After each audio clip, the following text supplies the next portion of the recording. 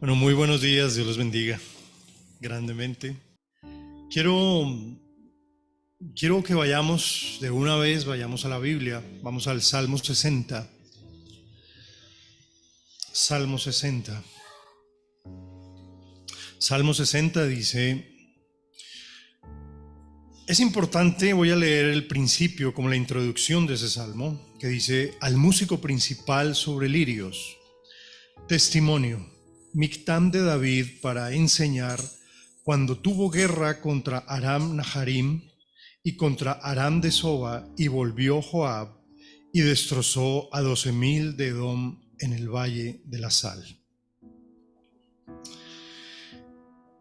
Bien, esto es muy importante. Hay algunos salmos que tienen este tipo de introducción, como una introducción algunas veces histórica, que nos dicen por qué se escribió el salmo.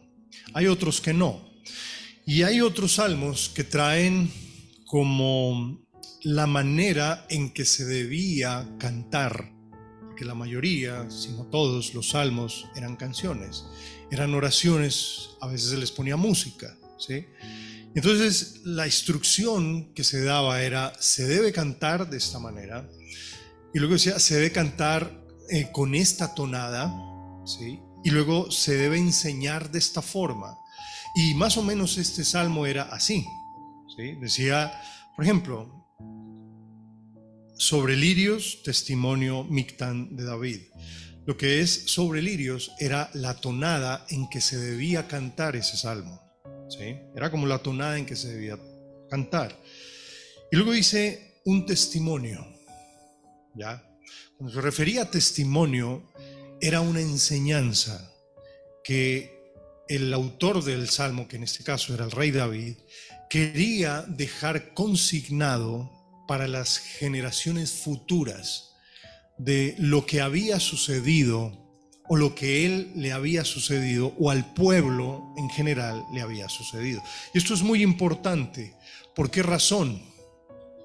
Porque la palabra de Dios, el testimonio del Señor, siempre se debe enseñar a las siguientes generaciones, se debe transmitir para que los niños y los jóvenes que hasta ahora están empezando a conocer al Señor, ellos puedan entender todas las obras pasadas que Dios hizo con sus padres y toda la bendición, la misericordia y todo el poder que Dios obró en medio de esa generación antigua, para que las nuevas generaciones puedan tener un testimonio claro de quién es Dios, ¿sí? Ahora bien, o sea, si esto no se hace, si ese traspaso generacional de la enseñanza de la palabra de Dios y de quién es Dios, eso no se hace, entonces se genera una brecha generacional de ideología y de cultura, ¿ya? ¿Qué es lo que estamos viviendo hoy? Si usted puede ver, la cultura de ahora, la ideología de ahora, no es la misma de hace 20 años. Yo no me voy a ir tan atrás. Uno dice, no, es que hace 50, 60 años. No. Hace 20 años las cosas no eran como ahora, ¿sí? Hoy ahorita hay un despliegue de información impresionante como nunca antes lo había visto. O sea, cuando yo tenía 20 años, que yo me gradué, ¿cierto? 21 años, ¿sí? Me gradué de la Universidad de Arquitectura. El acceso a la información que nosotros teníamos en esa época no era, ¿cómo decirlo? Era limitada. Teníamos acceso a mucha información, claro que sí, ¿sí? Pero era limitada. Pero ahora el acceso a la información, el acceso a cualquier parte del mundo en tiempo real es algo completamente normal y asequible para cualquier ser humano, de cualquier raza y de cualquier condición social. Y eso genera, ¿cierto?, algo muy interesante que los, llamémoslo, filósofos y sociólogos están acuñando ese término, que es ingeniería social, ¿sí? ¿Qué es eso de ingeniería social?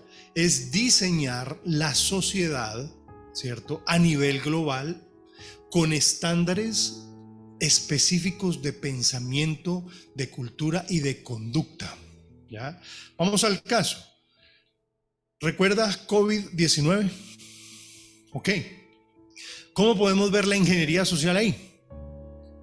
Miedo. Quédate en casa.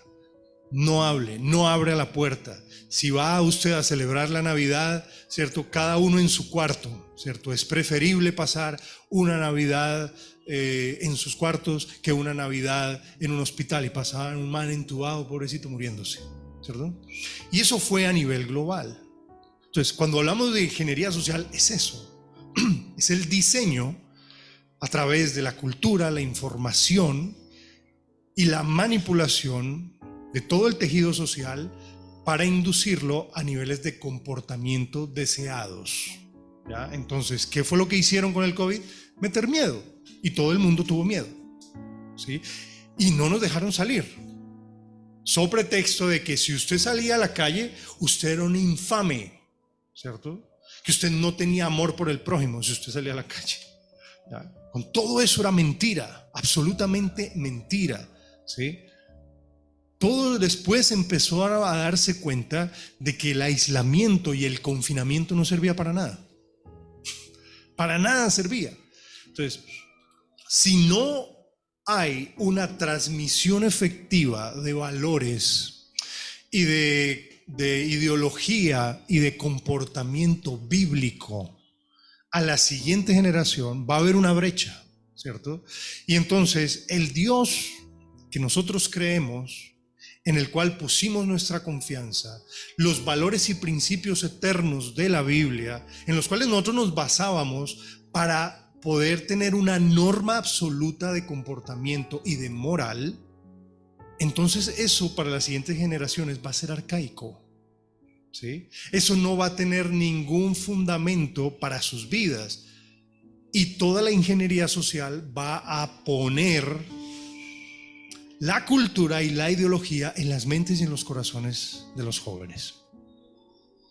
Eso es algo real y eso es algo cierto en este tiempo que nosotros estamos viviendo de una manera absolutamente avasallante. O sea, usted ve que todo el tiempo hay cultura, hay ideología, y las nuevas generaciones, usted les pregunta y hablan acerca de Dios, y algunas veces usted le dice, sí, yo creo en Dios, pero en este punto, en este momento de la historia de nuestro país, usted está viendo es un resentimiento y a veces es un antiteísmo en las nuevas generaciones. Y yo no quiero a Dios. ¿Y por qué no quiero a Dios? Y hay múltiples razones, porque dice, porque Dios me falló. ¿Y por qué Dios te falló? ¿Cierto? Porque se llevó a mi mamá, o porque se llevó a mi tío, o porque no me dio el trabajo que yo quería, o porque mi papá, cierto que decía, o mi mamá que tanto era cristianos y me llevaban a la iglesia y terminaron separándose. Y bueno, en fin, o sea, cosas que si no se para eso a tiempo, obviamente esta generación, estamos viendo el resultado de esto, ¿sí? Este Mictam, estos salmos, esto era como una pequeña introducción. Lo que se hacía era, cuando se escribía esto, era transmitir los hechos poderosos de Dios que había hecho en esa generación pasada, para que las nuevas generaciones pudieran entender de que Dios no era simplemente algo religioso, no era simplemente algo que era la religión de mis papás, sino que verdaderamente las nuevas generaciones pudieran entender que Dios era real y que el poder de Dios seguía manifestándose, ¿sí? Y que sí se podía seguir confiando en un Dios personal y que tenía misericordia y que seguía escuchando la oración del pueblo que clamaba, ¿sí? Sin importar la edad, el sexo, la raza, ¿ya? O la condición social. Por eso se escribió. Y entonces el rey David dice, esto es una enseñanza que dejo plasmada aquí cuando a mí me pasó esto. ¿Y qué fue lo que le pasó? Ellos estaban peleando las guerras porque Israel estaba en el ojo del huracán de alrededor de muchos pueblos enemigos, que eran los moabitas, los amonitas, los edomitas, los filisteos, los sirios, etcétera, ¿cierto? Eran como 7 naciones alrededor que eran enemigos, ¿sí? Entonces el rey David dice, escribí este salmo para que las nuevas generaciones entendieran cómo Dios nos libró cuando nuestros enemigos vinieron a destruirnos. ¿Sí? Y por eso dice ahí, para enseñar, ¿sí lo ven? Mictán de David, para enseñar. Cuando tuvo guerra contra Aram Naharaim y contra Aram de Soba, y volvió Joab y destrozó a 12,000 de Edom en el Valle de la Sal. ¿Sí? ¿Qué fue lo que pasó? Empezó a tener guerra el rey David en la parte norte, ¿cierto?, de Israel, y allá estaba combatiendo. Y cuando él terminó esa guerra y que Dios le dio la victoria, y volvía el ejército cansado, fatigado después de una campaña militar, vienen los edomitas y los atacan sorpresivamente, y ellos quedan turbados y Dios mío, ¿qué pasó acá? ¿Cierto? Y dice, esto lo enseño para las siguientes generaciones, para que aprendan a confiar en el Señor cuando hay eventos inesperados, completamente que te dejan perplejos, ¿sí? Que eso fue lo que le pasó a Israel. Y vamos a leer el Salmo, ¿sí? Poco a poco dice, oh Dios, tú nos has desechado, nos quebrantaste, te has airado, vuélvete a nosotros, ¿sí? Y la idea aquí era que David estaba diciendo, era como si Dios nos hubiera dejado. Estábamos peleando una guerra y de pronto aparece un nuevo enemigo y ya no teníamos fuerzas. La historia usted la puede ver ahí en 2 Samuel 8:13 y de 1 de Crónicas 18:12, ¿sí? Y estábamos peleando cuando volvimos y nos atacaron los edomitas. Ahora, ¿quiénes eran los edomitas? Edom era el hermano de Israel, ¿sí? Acuérdense que Isaac tuvo dos hijos, Jacob y Esaú. Jacob se convirtió en Israel y Esaú se convirtió en Edom. Es decir, Edom era hermano. Y cuando ellos venían cansados de luchar, de pelear, ellos le salieron para atacarlos y destruirlos, ¿sí? Y en algunas circunstancias, ¿cierto? Y ese es el tema que quiero tocar hoy. Usted puede sentirse fatigado, usted puede sentirse que ha tenido una lucha, una confrontación de desgaste. Hay algo que ha estado en su vida permanentemente, ¿sí? Y que usted está fatigado, usted dice, ¿cuánto más voy a tener que pelear contra esto? ¿Cuánto más voy a tener que soportar esto? ¿Sí? Y es algo continuo en su vida, puede ser cualquier cosa, puede ser una enfermedad, puede ser una situación económica, puede ser una situación familiar que a veces agobia tanto, ¿sí? Porque los conflictos al interior de las familias, ¿sí?, son lo que destruyen y disocian a las personas. ¿Por qué razón? Y las vuelve presa fácil del enemigo, presa fácil de la cultura, presa fácil del pecado. ¿Cuál es la razón? Porque el hogar, las familias, Dios las diseñó para que fueran un refugio en medio de las tormentas del mundo, ¿sí? Usted, si tiene una familia, usted lo que espera después de un día de trabajo, de arduo, de un día mal en el colegio, ¿cierto? Que digamos a los chicos les va mal o les hicieron bullying. ¿Qué es lo que espera un chico cuando le ha tocado un día malo de esos que dice, mejor dicho, uy, ¿qué es lo que espera?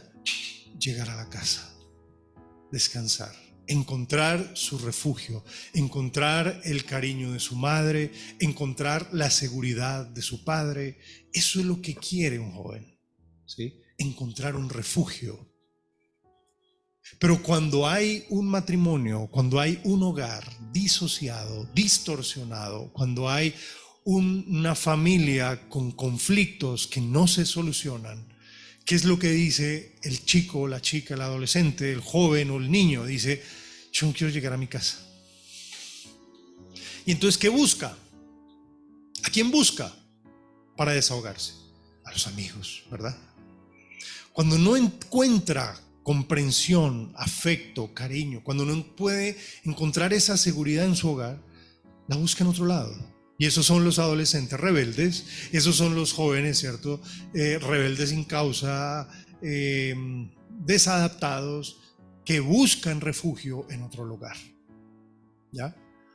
Y lo mismo pasa con los matrimonios, ¿cierto? El hombre y la mujer, digamos, hoy en día, pues ambos trabajan. ¿Y qué es lo que quieren llegar? O sea, quieren terminar rápido el trabajo. ¿Para qué? ¿Para irse a dónde? A su hogar, a su casa. Sabe que le está esperando una comida, le está esperando un techo, le está esperando familia, que le digan cómo te fue, todo está bien, no te preocupes, vamos a salir adelante con todo esto, ¿cierto? El Señor está con nosotros. Eso es lo que espera. Pero si llega y encuentra caos, y encuentra una mala mirada, y encuentra una amargura, y encuentra desasosiego por todo lado, ¿a dónde quiere irse? Yo no quiero llegar a mi casa, ¿cierto? Y se va y busca cualquier otra cosa, ¿cierto? El hombre va y busca, no sé, un bar, una discoteca, bueno, ahorita no hay esos, bares, ¿cierto? ¿Dónde ir a pasar con sus amigos, tomar unos tragos, olvidarse del mundo, ¿cierto? Y entonces ya cuando está entonado, entonces, ¿qué es lo que dice? Dice, me voy a donde la fiera, ¿sí? ¿No se le hace eso conocido? ¿Por qué? Porque no quiere llegar a su casa, no quiere llegar a encontrar problemas, ¿sí? Y lo mismo la mujer, ¿cierto? Dice, no, no quiero llegar a eso, quién sabe qué va a pasar. Y entonces empiezan todos los conflictos, ¿verdad? Usted lo que quiere es un refugio, ¿sí? Llamado familia, llamado hogar. Pero cuando todos esos enemigos atacan, ¿cierto? Y empieza toda esa confrontación en todas estas circunstancias, no solamente familia, sino a nivel laboral, ministerial, a nivel familiar, bueno, a todo nivel, y usted no se le arreglan los conflictos, sino que cada vez más tiene otros y se le aumenta otro, se dice, ¿yo qué hice? O sea, ¿por qué Dios no me escucha? ¿Ya? Y eso era lo que David estaba acá diciendo, tú nos has desechado, nos has quebrantado, te has airado, vuélvete a nosotros. La palabra quebrantar ahí da una idea, ¿sabe de qué? De un rompimiento de filas. Cuando un ejército está organizado luchando, un ejército está organizado peleando, y de pronto llega el enemigo y los desbarata y todo el mundo sale corriendo y quedan en caos, no se pueden organizar, ¿sí? Eso es lo que da la idea. Estamos aturdidos, el enemigo vino y no sabemos qué hacer, ¿ya? Fíjese este país, nomás fíjese Colombia cómo está. Antes había medio orden, ahorita que es un caos. Por donde usted va es un caos. Ya no se le está llamando ladrón al ladrón para no condenarlo. No, tenemos que ser tolerantes. Entonces, no vamos a llamar al ladrón ladrón, ¿cierto? Sino que es que cogió algo que no le pertenecía. O sea, todo ese tipo de cosas. Es un caos moral lo que está pasando, ¿sí? Y todas estas cosas mediáticas que hacen con fuerzas y ejércitos al margen de la ley para dar como una idea como que este país está en caos. Todo este tipo de cosas, ¿cierto? Y la gente hace lo que quiere. Cuando se quita la autoridad, cuando se quita todo esto, empieza el caos, ¿sí? Antes usted veía policías de tránsito y se arreglaba la cosa. Ahorita es arrégleselas como pueda. Si usted lo chocó, arréglese. Y si se van a los puños, váyanse a los puños. Si no le quiere pagar, de malas. Caos por todo lado, ¿sí? ¿Y qué decir de las cosas morales? Toda la aprobación de leyes para poder matar a niños, bueno, en fin, todo ese tipo de cosas, ¿sí? Para cazar homosexuales, bueno, como si las filas se hubieran roto, ¿sí? Y hay caos. Y luego dice, hiciste temblar la tierra, las has hendido, sana sus roturas porque titubea. Esto es una metáfora también, porque lo más seguro que usted tiene sobre la tierra, ¿qué es? El piso. Y si el piso se mueve, ¿qué seguridad tiene usted? ¿Sí? Porque hay momentos a veces, y a veces Dios lo permite, que lo que parecía estar seguro en su vida, no lo es. Y empieza a moverse, ¿sí? Y usted empieza a sentir caos por todo lado. Lo que parecía estar seguro. Usted podría decir, no, mi salud es como, yo soy como un roble, eso, yo me enfermo y eso a los 2 días ya estoy parado. Y a veces eso falla, hermano. ¿Cierto? O lo que parecía estar seguro, no, con mi esposa, nosotros somos la pareja perfecta, macho, eso no pasa nada, esto aquí llevamos años. Y de pronto algo se mete y ¡pra! Empieza a quebrarse eso, ¿cierto? O usted puede decir, yo caer jamás, ¿cierto? Yo no voy a caer en pecado, yo ya estoy sano en el nombre de Jesús, yo soy libre del pecado, tal. Muy bien, pero hermano, el que esté firme, tenga cuidado de no caer, ¿sí? Y usted puede estar firme en lo que cree y firme en todas esas cosas, pero a veces falla. Si su confianza no está puesta en Dios, que es la roca, sino que está puesta en otra cosa, eso va a fallar tarde o temprano, ¿sí? Sea una familia, sea un matrimonio, sea una pareja, sea una estabilidad económica, sea lo que sea. Si eso no está fundamentado en el Señor, eso se va a romper, ¿sí? Eso se va a romper. Fíjese, por ejemplo, los puentes antiguos. ¿Cómo eran los puentes de antes? Eran de piedra, eran puentes de piedra que se construían, ¿cierto? Para poder cruzar los vados, los ríos, los riachuelos, se construían así. Pero ¿quién pasaba por esos puentes? Pues pasaban hombres a pie, carretas tiradas por caballos, etc. Y eso duraba y duraba, ¿cierto? Pero ahorita, si usted llega a pasar sobre un puente de esos construidos como en piedra, llega a mandar una mula por ahí, una tractomula, ¿qué pasa con ese puente? ¿Por qué? Porque no está diseñado para soportar ese peso, ¿sí? Usted puede tener algo, construir algo en su vida para poder soportar presiones livianas, pero cuando viene una presión fuerte, eso se va a caer. Si no está cimentada sobre algo verdaderamente fuerte y que tiene la seguridad de que eso no se va a caer. Y el único cimiento para la vida de un ser humano que le asegura que eso jamás se va a caer es Jesucristo y su palabra. Eso no se va a caer nunca, ¿sí? Y luego sigue diciendo, mire, has hecho ver a tu pueblo cosas duras, nos hiciste beber vino de aturdimiento. Y esto es otra metáfora que el rey David estaba diciendo. Dice, hemos pasado por cosas difíciles, ¿cierto? Lo que parecía ser estable empezó a moverse, ¿sí? Tenemos la idea de que Dios como si nos hubiera abandonado, nos hubiera dejado. Y luego da otra metáfora, dice, parecemos como ebrios, ¿sí? El efecto del vino sobre la mente, ¿qué es? Confusión. La persona a veces no sabe dónde está confundida, no sabe si reírse o llorar, ¿sí? Su entendimiento y su juicio está nublado y alterado por los efectos del licor, ¿sí? Y asimismo el rey David decía, nos sentimos así, ¿sí? Es como si hubieran acontecimientos en la vida que nos aturde, no nos deja como pensar con claridad. Y empezamos como a dar pasos de ciego, decimos a tientas, vamos a tientas, estamos aturdidos, no sabemos bien qué hacer, ¿sí? Porque hay momentos en los cuales usted se puede encontrar así, ¿sí?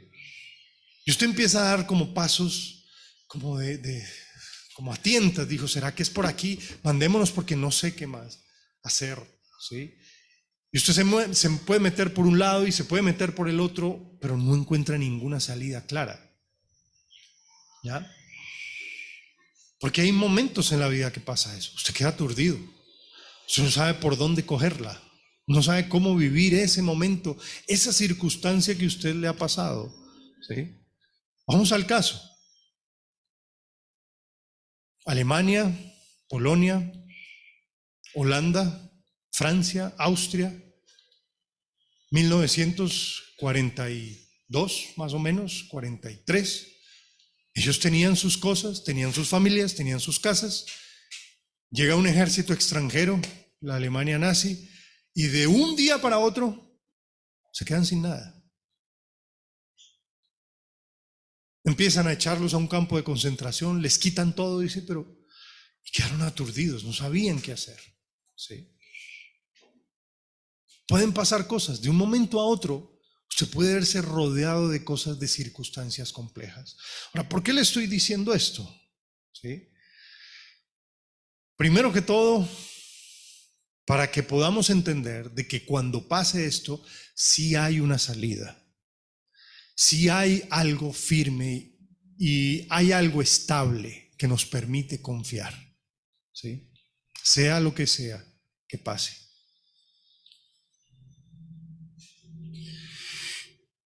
Y segundo, para que nuestros corazones estén preparados en medio de las tormentas que pueden venir, ¿sí? Pueden venir. No solamente a nivel personal, sino en nuestro país, en nuestra nación. ¿Ya? Cuando esto pasa, y era lo que el rey David quería decirles, mire, esto nos pasó. Veníamos del ejército, estábamos peleando, nos armaron guerra allá y luego veníamos cansados y nos cogieron por aquí y no sabíamos qué hacer. Pero después mire lo que dice el versículo 4 y el versículo 5, que es como el centro de estos pasajes, de este salmo. Dice, has dado a los que te temen bandera, que alcen por causa de la verdad, para que se libren tus amados, salva con tu diestra y óyeme. Hay dos cosas cuando todo empieza a fallar. Cuando usted queda perplejo por circunstancias que usted no esperaba, ¿sí? Que usted no vio venir. Usted estaba como tranquilo y de pronto llegaron esas circunstancias. O para personas que han tenido que estar luchando permanentemente con una situación en sus vidas desgastante, que quizás ha minado su fe, quizás su confianza se ha venido al piso, quizás simplemente estás viviendo por inercia la vida cristiana y quizás ya no tienes como una salida y dices, yo ya entregué eso en manos del Señor, yo ya no puedo hacer más. Pero sin embargo, el desánimo y la frustración son como sabuesos que te persiguen todo el tiempo y no te dejan en paz. La vergüenza es como un sabueso, esa frustración no te deja tranquilo de haber recordado de pronto algo que pasó y tú dices, ¿por qué tuvo que pasar? ¿Sí? Pues bien, ¿qué es lo que dice David acá? ¿Cierto? Hablando por el Espíritu de Dios. Dice, uno, has dado bandera a los que te temen. Y has dado un estandarte, ¿cierto? Que alcen por causa de la verdad. ¿Sí? ¿Y qué era eso? ¿Qué era este lenguaje? Porque este lenguaje es un lenguaje militar. ¿Qué era lo que pasaba? Cuando en una guerra el enemigo empezaba a prevalecer y el orden de las tropas, la estrategia se echaba a perder y los soldados quedaban en confusión y el enemigo empezaba a penetrar las filas y los separaba, siempre había una persona que se paraba con un estandarte en un lugar retirado para que esta gente que estaba en confusión se retirara allá y pudieran volver a hacer una nueva estrategia para que el enemigo no los venciera. ¿Sí? ¿Qué es lo que pasa? ¿Sí? Cuando hay confusión, cuando pareciera que todo estuviera patas arriba, siempre hay un estandarte que Dios ha levantado. ¿Cuál es? Su palabra. ¿Sí? Cuando usted ve que todas las cosas empiezan en caos, en desorden, y esto usted lo coge por sorpresa y usted no sabe por dónde coger esto, ¿qué es lo que le dice el Señor? Ve a mi palabra. Ve a mi palabra. Yo le hago la pregunta, ¿verdad suya, no mía? ¿Cierto? ¿Cómo está su estudio bíblico? Solo para que usted entienda. ¿Cómo está la lectura de la Biblia en su vida? ¿Sí? Ese es el punto de reunión de todos aquellos que están confundidos en medio de las circunstancias complejas de la vida. Es su palabra. Ese es el estandarte que Dios siempre levanta. Cuando estés de esa manera, confundido, cuando todas las cosas, a veces el dolor también aturde, la aflicción, todo ese tipo de cosas, levanta la mirada, siempre hay un estandarte. ¿Dónde ir? Es la palabra de Dios. ¿Sí? ¿Por qué te digo eso? Porque en medio de la batalla, cuando arrecia la batalla, cuando hay confusión, eso es donde puedes recibir dirección, guía, consuelo. Porque te lo digo, punto número 1, Dios es fiel a sus promesas, ¿sí? Recuérdalas. Siempre tienes que ir a la palabra de Dios. Cuando todo parezca ir en contra, dice, pero Dios dice esto. Dios dice esto y Dios habló esto a mi corazón y yo voy a creer esto, ¿sí? Porque es por fe, queridos hermanos. No es por las circunstancias que determinamos la bondad de Dios hacia nosotros. Es por medio de la fe en el sacrificio de su Hijo Jesucristo. Dios nos amó. Dios es fiel a sus promesas. Dios nunca miente. Dios no es hijo de hombre para que mienta, ni hombre para que se arrepienta de lo que él ha hablado. Por eso la palabra suya es un estandarte donde puedes ir a reorganizarte, donde puedes ir otra vez a recibir dirección, guía, en medio de todo el caos. Es lo único que va a poder traer dirección, ¿sí? No busques el consejo en otro lugar, sino ve siempre a la Biblia. Dile, Señor, háblame. Estoy confundido. Sé sincero con Dios. Dice, no entiendo qué es lo que pasa, ¿sí? Cuando tienes circunstancias difíciles en tu hogar, tu matrimonio, finanzas, lo que sea, ¿sí? Dirígeme, ¿sí? Y no trates de salir de ahí por tu propia prudencia porque te vas a amarrar. Es como si tú cayeras, ¿cierto? Como en una bola, ¿cierto? En una maraña de nylon, ¿sí? Y caes ahí y ese nylon tiene anzuelos por todo lado. Tú tratas de salir de ahí y empiezas a arrancarte y eso empieza a herirte más y las cuerdas empiezan a apretarse más. No trates de hacerlo, simplemente quédate quieto, ve a la palabra de Dios y permite que el Señor empiece a liberarte. Tú no estás tratando con un enemigo normal. Tú estás tratando con enemigos poderosos, ¿sí? Que van a tratar de minar, de destruir la fe que Dios ha puesto en tu corazón. Va a tratar de quitar tu confianza. Va a poner en ti mentiras de que esta situación ya no tiene remedio, de que esto no se puede quitar, de que tienes que hacer lo mejor posible porque esto ya no vas a salir de aquí. ¿Sí? Dios está colocando mentiras en tu relación de pareja, en tu matrimonio, con tus hijos, aún en la relación con otros hermanos y con el Señor mismo. ¿Sí? Siempre que encuentres eso, tú tienes que ir a la Biblia y ahí vas a recibir dirección. Ese es el estandarte, esa es la verdad que Dios ha puesto en todas las épocas de la historia, no solamente en la nuestra, ¿sí? En todas las épocas de la historia, Dios ha hablado a su pueblo en las circunstancias difíciles por las cuales ha atravesado y siempre les ha dado dirección para saber qué hacer en cada momento. Jamás podrá decir un creyente verdadero y piadoso que Dios lo abandonó en su peor prueba, cuando él lo buscó. Cuando el creyente buscó al Señor, siempre habrá dirección. Siempre va a haber una salida a todas las circunstancias, ¿sí? Pero es una salida a la manera de Dios. Su palabra, dice la Biblia en 2 de Pedro, dice, es antorcha que alumbra el lugar oscuro. Y quiero que la leas para que, si no la tienes subrayada, subráyala si quieres. Pero mira, es 2 de Pedro.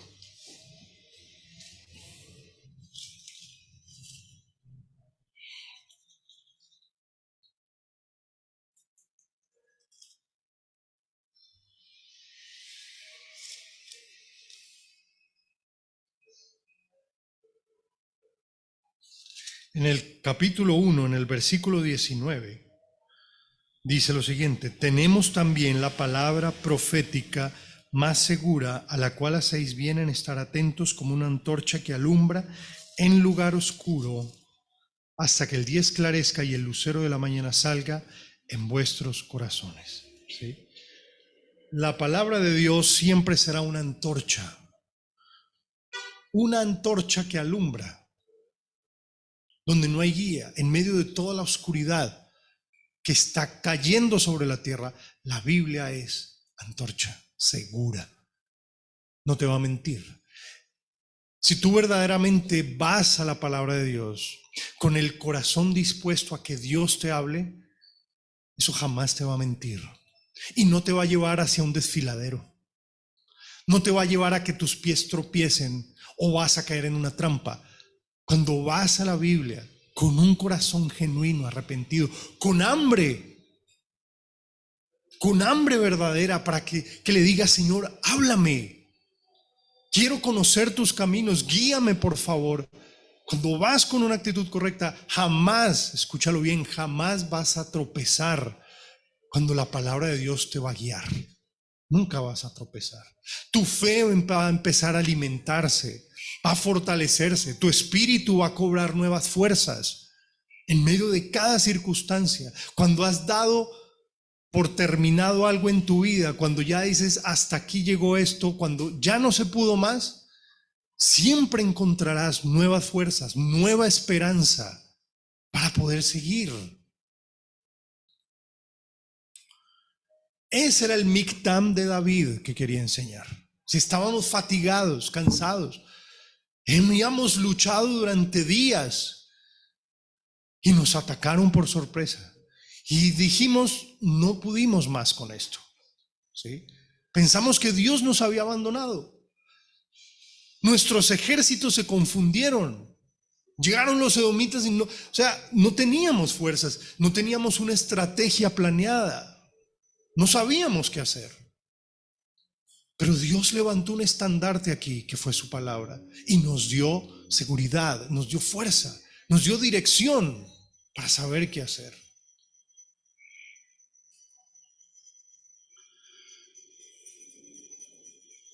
Y lo segundo que tienes que entender en medio de la confusión, lo segundo es el versículo 5, para que se libren tus amados. Lo otro que tienes que entender es que eres amado, que Dios no está en tu contra, que Dios no está enojado contigo, que eres amado, profundamente amado, que Dios ha tomado tus pecados, los ha borrado si es que estás en Cristo Jesús, que Dios ya no tiene una lista de cosas para sacarte en cara cada vez que fallas, que Dios ha multiplicado su amor sobre ti, que sigue siendo su hijo a pesar de lo que estás pasando, que Dios sabe lo que está pasando. Hay personas que dicen: ¿yo a quién voy a ir? Es que nadie me entiende, nadie sabe lo que yo estoy viviendo, nadie sabe el dolor que yo estoy sufriendo, nadie sabe la soledad que estoy atravesando, nadie sabe la angustia cuando yo llego a mi casa y baño de lágrimas mi almohada. Nadie se da cuenta de eso. Nadie se da cuenta cuando tu corazón se rompe en 1000 pedazos por todas las cosas que tienes que vivir, por todas las cosas que tienes que soportar. Y simplemente tienes que poner una fachada para que la gente no se dé cuenta qué es lo que está pasando contigo. Pero yo quiero decirte, Dios sí sabe eso. Y Dios sí conoce qué es lo que está pasando. ¿Por qué razón? Porque eres su hijo, eres su hija. Solo piensa en todas las cosas que harías por tus hijos. Y Dios haría eso y mucho, mucho más, porque envió a su hijo para que tú no fueras al infierno. Son dos cosas que tienes que entender en medio de la confusión. Una, su palabra es verdad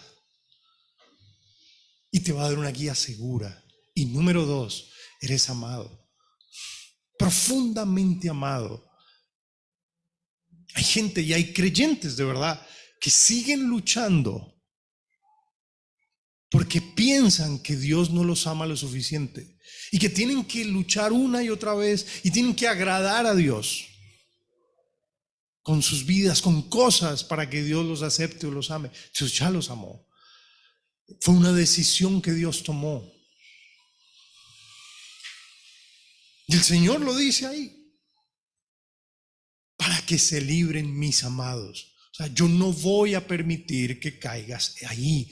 Yo no voy a permitir que tu vida termine ahí. ¿Y por qué? Porque soy tu Padre. Y porque te amo. Y mi amor es inexorable. No va a cambiar con ninguna circunstancia. No voy a cambiar. Y voy a seguir perdonándote. Y hasta las canas te voy a soportar. Y te voy a guiar más allá de la muerte cuando tu vida termine aquí en la tierra. Porque mi amor es inexorable. No va a cambiar. Y te va a perseguir por donde vayas. Y no te voy a dejar en paz. Porque he decidido amarte. Así es el amor de Dios. Y voy a estar contigo en lo más profundo de tu dolor, en tu peor momento. Ahí voy a estar yo. Y si me buscas, me encontrarás. En medio de toda la crisis, en el hueco en donde te encuentres, de ahí te saco.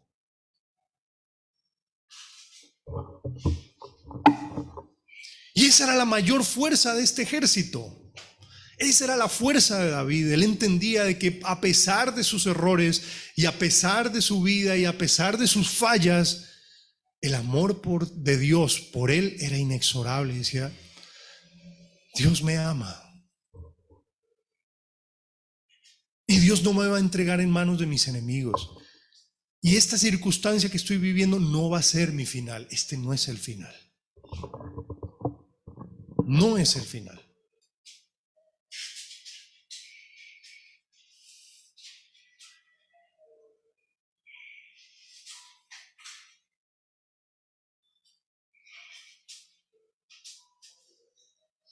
Es un amor que sobrepasa realmente todo entendimiento, como dice la Escritura.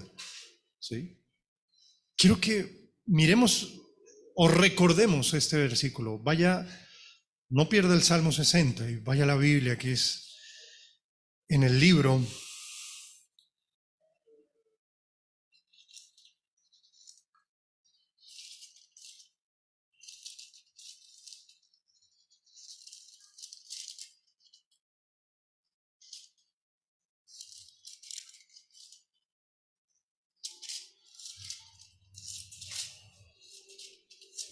y se me perdió.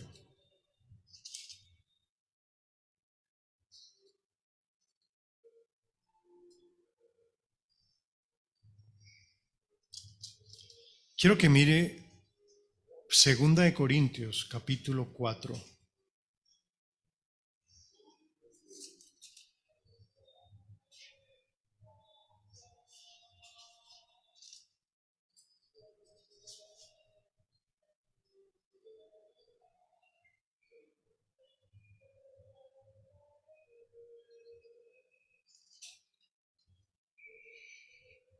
Por 4:16, por tanto, no desmayamos. Antes, aunque nuestro hombre exterior se va desgastando, el interior, no obstante, se renueva de día en día, porque esta leve tribulación momentánea produce en nosotros un cada vez más excelente y eterno peso de gloria.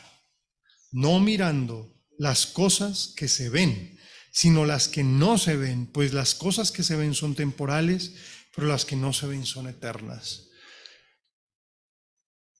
Cuando estás atravesando esas cosas, el Señor dice, yo sé que estás pasando por ahí, aunque nadie más lo sepa. Y sé que lo que yo estoy permitiendo en tu vida está produciendo un peso de gloria superior, el cual yo te quiero llevar. Yo, dice el Señor, no hago nada indebido contigo. Yo sé por dónde te estoy llevando, sé lo que he permitido. Las aparentes heridas de las cuales tú dices que no podrás levantarte de ahí, simplemente son una forja que he puesto en tu vida para que te fortalezcas en medio de la prueba y tu carácter sea formado. Y eso está produciendo un eterno peso de gloria. El mundo no ve eso. O sea, el insensato y el necio no ve eso. Simplemente ve perdón la palabra, un pobre infeliz que está sufriendo y que le está yendo mal y que está salado. Eso es lo que ve el mundo. Pero Dios lo que ve es una escultura que está siendo formada, algo maravilloso que Dios está formando ahí. El insensato no ve eso, ¿sí? Dios lo permite por una razón maravillosa y es peso de gloria. Esto es algo que cuando usted está ahí no lo entiende. Pero una vez que pasa, usted sí lo puede entender, ¿sí? Y usted se va a dar cuenta de que en su mayor aflicción y en el peor momento que usted pasa, Dios está más cerca. Y usted empieza a experimentar al Señor más cerca de su vida. Vuelva al Salmo 60.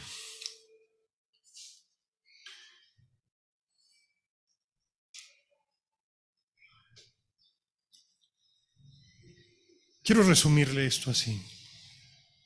Hay dos cosas que Dios quiere que usted entienda en medio de la aflicción y en medio de la crisis y en medio de la, llamémoslo, frustración que usted está sintiendo. Uno, su palabra es verdad y lo que Dios prometió lo cumplirá. Y dos, usted es amado, profundamente amado.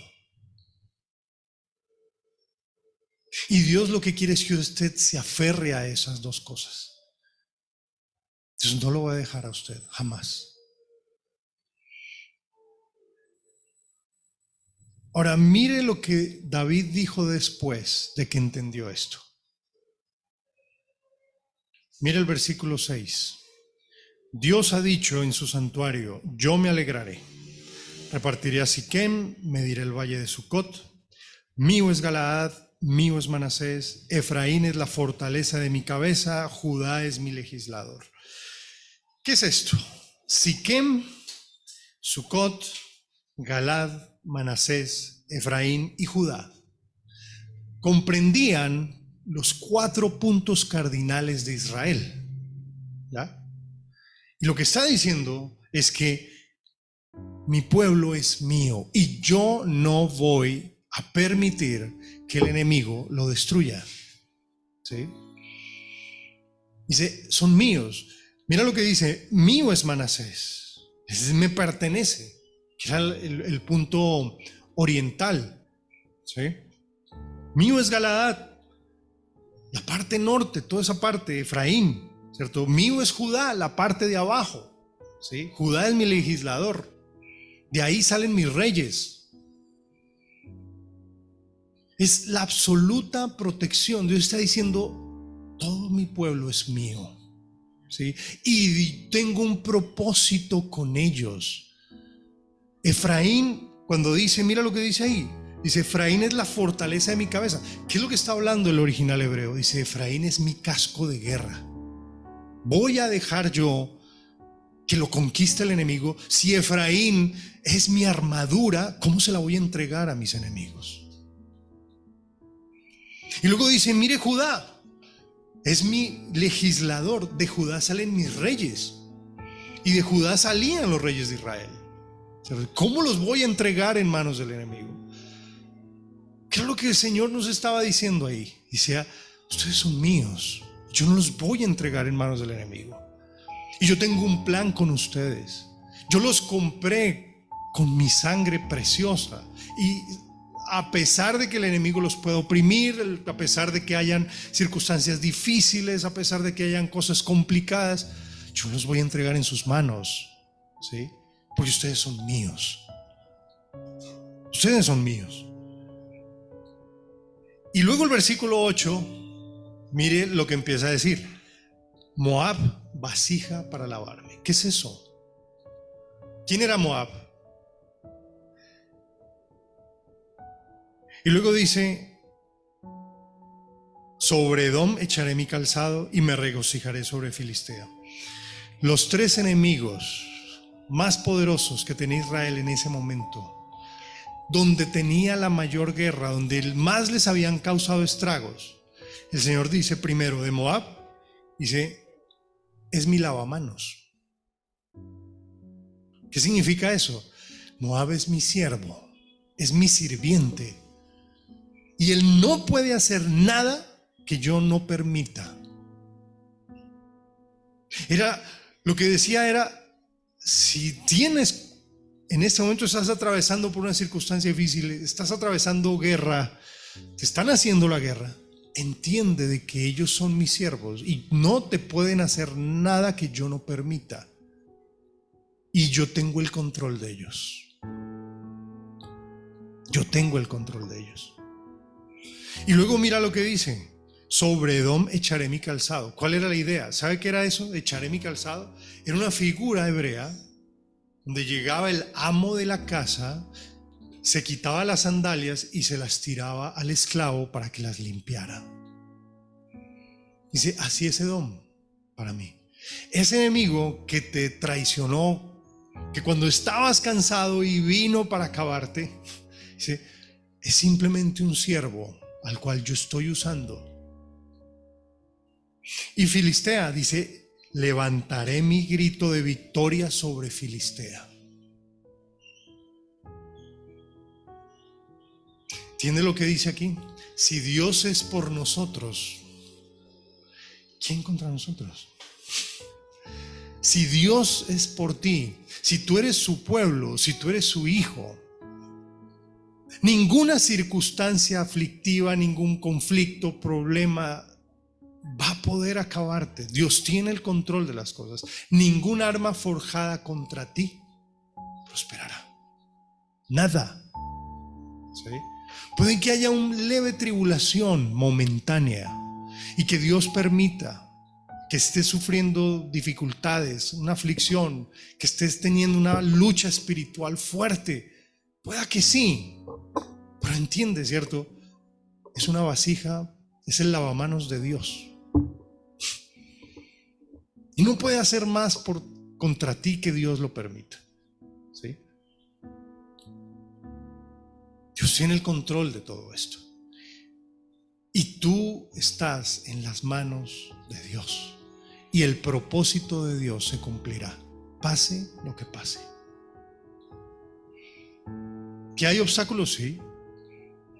El mismo apóstol Pablo decía, quería ir a ustedes, iba a ir en misión, pero Satanás nos estorbó. Que una de las cosas que el diablo hace, que es estorbar la obra de Dios.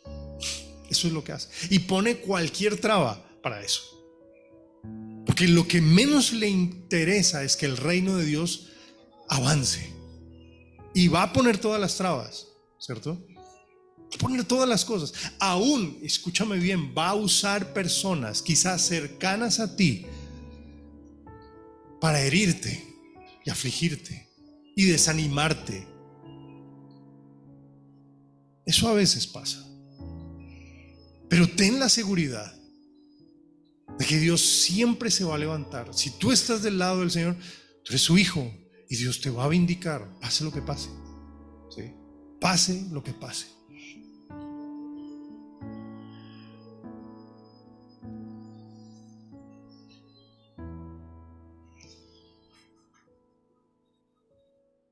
Moab, mi lavamanos. Edom, donde echo mi calzado para que lo limpie. Filistea, gritaré victoria sobre Filistea.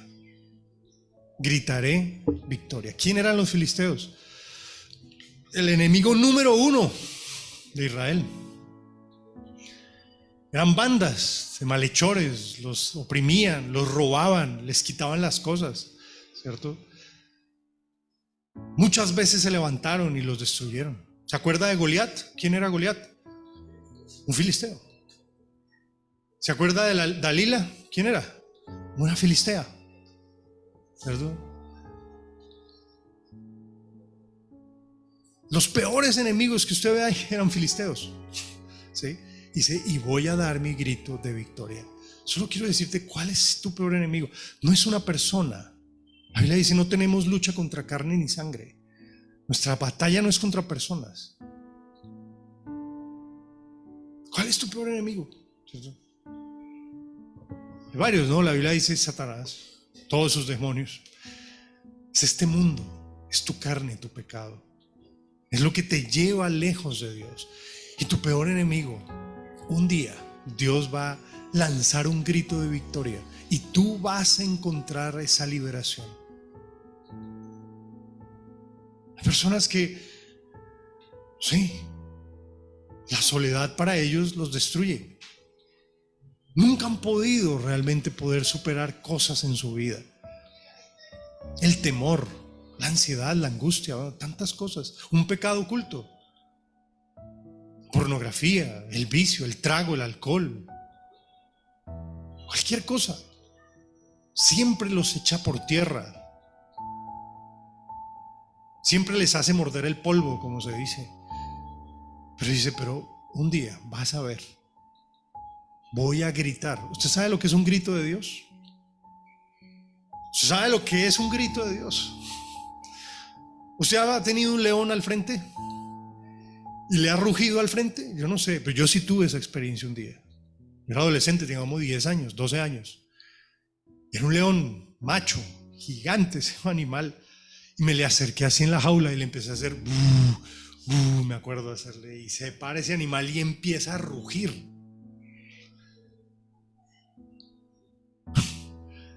Había una jaula ahí, ¿cierto? Pero me tocó irme, me dio miedo. Me dieron ganas de orinarme.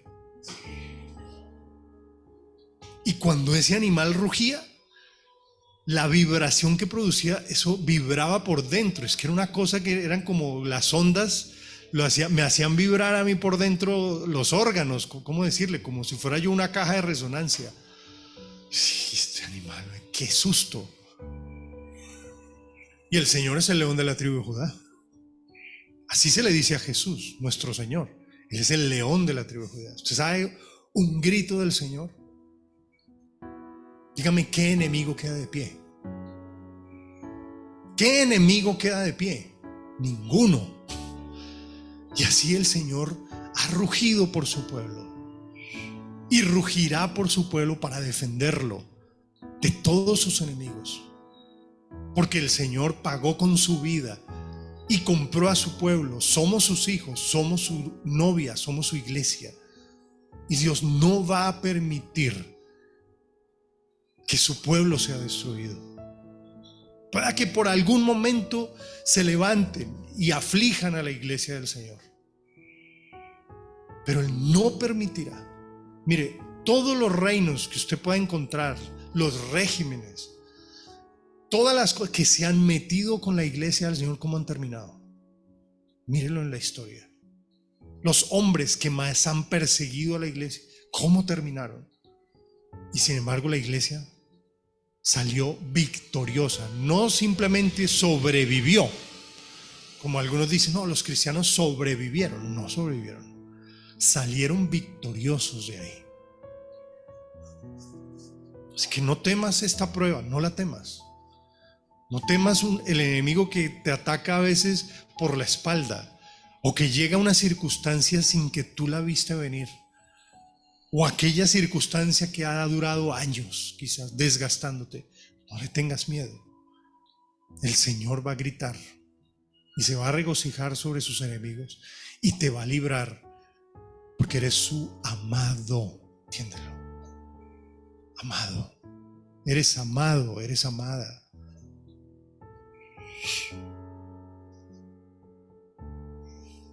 Y por último, versículo 9, mire, ¿quién me llevará a la ciudad fortificada? ¿Quién me llevará hasta Edom? Y era el clamor de David. Dice, nos salieron esta gente, los edomitas nos están atacando. ¿Quién nos va a llevar allá hasta la ciudad de ellos para hacerles la guerra? ¿Quién nos va a ayudar? Dice, ¿no serás tú, oh Dios, que nos habías desechado, ni no salías, oh Dios, con nuestros ejércitos? Danos socorro contra el enemigo, porque vana es la ayuda de los hombres. Y David decía, nos están atacando, pero tenemos que ir a esa ciudad. La ciudad de ellos es una fortaleza. ¿Quién nos va a llevar hasta allá? ¿Quién nos va a llevar sino tú, Señor? ¿Quién es el que nos va a dar la victoria sino tú? ¿Quién me puede sacar de esta situación sino solamente tú, Señor? Dame tu ayuda porque los hombres no me pueden ayudar. Y por último, cierra con broche de oro. Mire este versículo, el versículo 12 del Salmo 60. En Dios haremos proezas. En Dios haremos proezas, hazañas, y Él hollará a nuestros enemigos.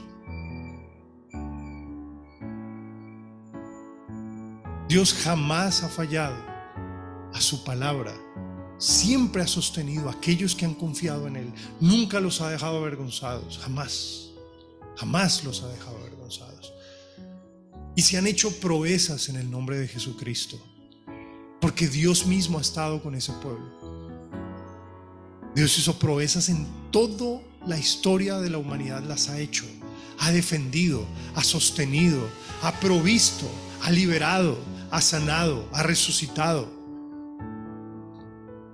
Naciones enteras se han librado de enemigos más poderosos que ellas porque pusieron su confianza en Él. Sacaron fuerzas de debilidad. Los hombres y las mujeres que supuestamente estaban completamente deshechos y en el piso, Dios les dio nuevas fuerzas y pudieron vencer sobre sus enemigos. En Dios haremos proezas y Él hollará a nuestros enemigos. Toma esta porción de la Biblia y esta enseñanza que David dijo, porque es una enseñanza, acuérdate, dice Mictán de David para enseñar, y aplícalo a tu familia. Si estás pasando por una situación familiar compleja, aplícalo a tu iglesia, aplícalo a tus hijos, aplícalo a tu país.